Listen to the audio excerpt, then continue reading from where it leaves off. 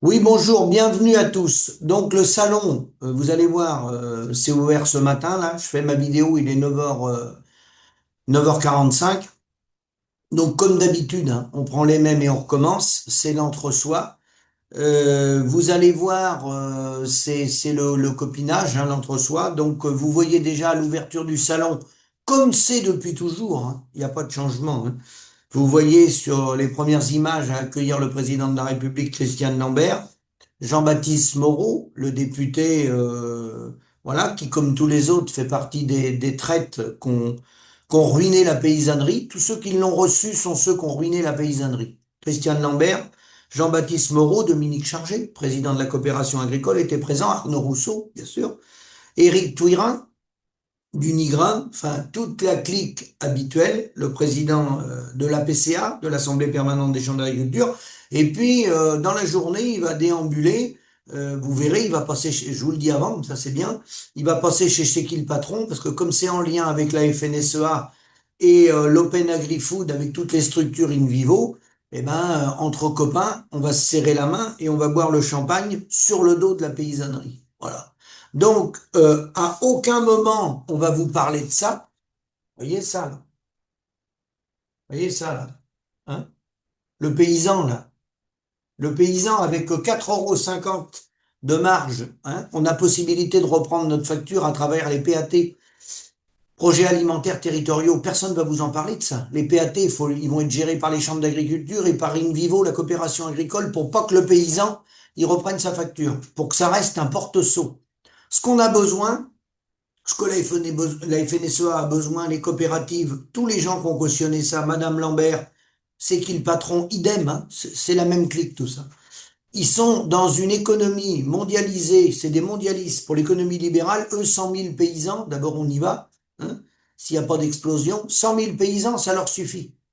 Ce qui les intéresse pour eux, c'est qu'ils trouvent des apporteurs de matières premières pour continuer de faire leur business dans le salon. Alors à vendre de la chimie, à vendre des engrais, à vendre du matériel, à vendre, que sais-je, à vendre du service, peu importe.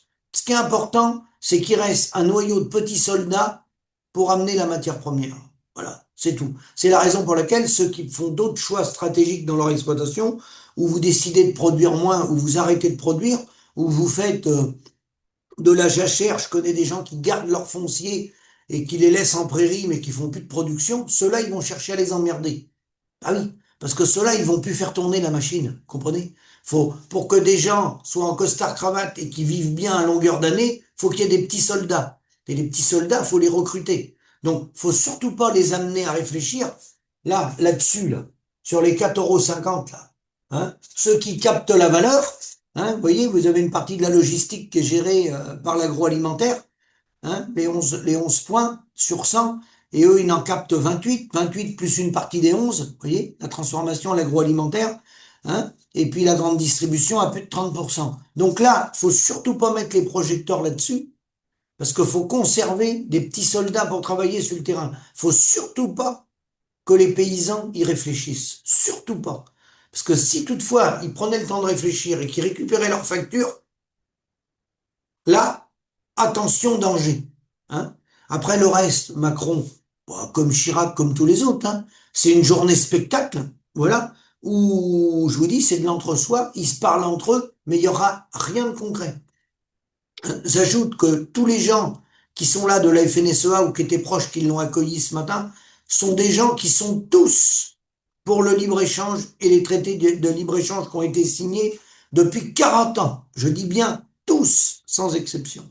Et puis après, vous allez entendre un discours des gens qui essayent de se démarquer, hein, en disant le problème, on a trop de normes en France, faut arrêter les normes, faut arrêter la surtransposition. Ceux qui parlent que de ça, je vais vous dire, c'est qu'ils n'ont pas de programme et qu'ils n'ont pas d'argument. Et qui cherchent à se détacher des conneries qu'a fait la FNSEA, mais qui n'apportent rien de concret. La solution, elle n'est pas là. La solution, elle est que la paysannerie, il faut qu'il reprenne, le paysan, il faut qu'il reprenne sa facture. Il y a deux niveaux. Il y a le local avec les PAT ou la vente directe, et il y a le niveau au-dessus avec des organisations de producteurs indépendantes. Et ça existe. Il y en a même en France. Ça s'appelle le comté, ça s'appelle le Beaufort. Ça existe au Canada. Et ça existe dans d'autres États du monde à la marge.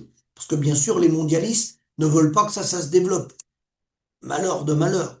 Il faut surtout pas qu'un paysan gagne plus de 1 000 euros. J'insiste pour vous dire, j'en profite, vous m'envoyez des mails en disant qu'il y a des exploitations, je vais parler des 82% qui gagnent moins du SMIC brut. Ils font comme chaque année, ils organisent les réseaux FNSEA et Chambre d'agriculture des visites, c'est ce qu'il appelle des fermes pilotes, des fermes références, hein, où on va montrer aux jeunes que ça marche, qu'il y a des belles exploitations laitières, des belles exploitations de viande bovine, des robots de traite, des tracteurs et tout ça. Voilà. Vous demanderez les comptabilités, hein, parce que ceux qui sont au-dessus de 1 500 euros, il y en a qui sont entre 1 500 et 2 000, voire 2 002, sur des périodes données. Attendez, soyons bien précis. Sur des périodes données, de 7 à 8 ans ou à 10 ans. Vous irez vous renseigner qui c'est qui a construit le siège d'exploitation, par qui il a été payé. Il a été payé par les générations antérieures. D'accord? Donc, attention aux informations qu'on vous vend. Le but du jeu, de faire voir des fermes pilotes, des fermes références que j'ai, moi, parce que je les ai, les comptabilités, ils sont à 1 000 euros sur 40 ans. Ils sont comme les copains. Simplement, on va vous montrer quelque chose de spectaculaire pour capter les petits soldats, pour les faire investir dans le lait, dans la viande ou dans la volaille ou dans la poule pondeuse, idem. Ils vont prendre des résultats, mais sur une période donnée. Remonter à l'origine, demander comment ont vécu leurs parents, et vous allez comprendre après. Vous allez comprendre où est le loup. Le but du jeu, hein, il y a 2 milliards 500 millions de ventes chaque année de produits phyto. Ça, ils veulent les conserver, le business. Ils veulent garder les 2 milliards, 2,5 milliards d'euros de vente de produits vétérinaires. Ça, ils veulent le garder. Les 4 milliards de ventes de semences à l'année, indispensables. Les 8 à 9 milliards de ventes du machinisme agricole et les 13 milliards de l'industrie des aliments.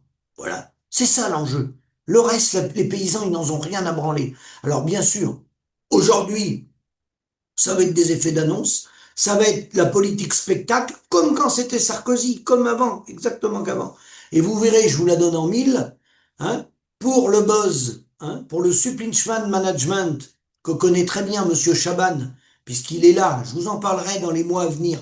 J'aurai des choses importantes à vous dévoiler. Hein. Et il est là, lui, pour faire le buzz, payer quelques centimes de plus du litre de lait et bien profiter de la paysannerie. Lui, il a tout compris. Lui, il va s'arranger, par exemple, lui et d'autres, pour que le président de la République il passe sur le stand, vous voyez, pour faire le buzz et pour faire un appel aux consommateurs de venir soutenir la marque.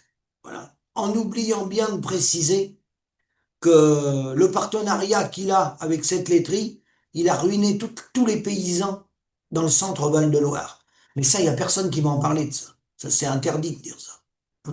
Je vous remercie et à bientôt. Suivez le spectacle, une perte de temps. Je vous dis tout de suite, une perte de temps. Le concret, il est sur le terrain. Mais ça, c'est une perte de temps. Voilà. Merci, à bientôt.